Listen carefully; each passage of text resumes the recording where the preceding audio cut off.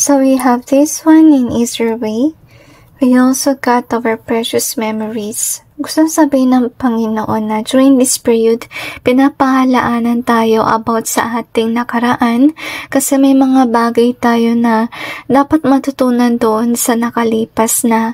And hindi naman actually to hurt us, kaya natin naalala, kasi I feel here na pwede natin magamit yung natutunan natin sa past in the present moment. So, take some time to contemplate about sa bagay na pinaalala sa inyo ng Panginoon. So, we have this one here. So, siguro nagmo-move on na kayo about sa bagay na yun. Next that we have is this one. So, take some time to heal, guys. We also have the Tower here. So, anyway, I feel na pinapaalala sa inyo ng Panginoon sa ngayon yung failure nyo sa inyong life. At I feel here na kailangan mong tignan kung bakit ka nagkaroon ng downfall noon.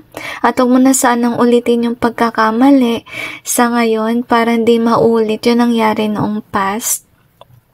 So, we have the quit in reverse. Pero so far, guys, kung sakali man meron kayong ginagawa sa ngayon na venture, trabaho, or kung ano man yan, huwag kayong mag-quit. Yung gusto lang ipaalam sa inyo ng Panginoon, you just have to learn from your mistakes of the past para mangyari is hindi kayo mag-give in or mag-give up sa bagay na meron ka sa ngayon.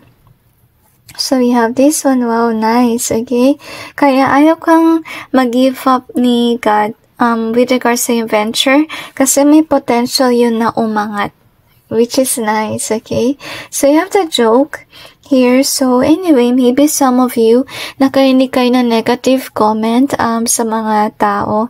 Actually, gusto sabihin ng Panginoon na huwag mong papansinin itong mga joke or mga negative compliments kasi yung mga compliment na yan, baka kasi mag-trigger yan sa'yo to quit on what you're doing. Okay? So, whatever it takes, I would say na, huwag kang mag-quit. Maybe ito yung nangyari noong past dahil siguro sa compliment ng ibang tao or sa counseling ng iba, nag-quit ka na certain na trabaho, na business, kung ano man yan. So, sana matutunan mo yung nangyari dati ay isang lesson for you to apply currently. Kaya mo naalala yun. So, anyway, that's it, guys. And God bless all of you.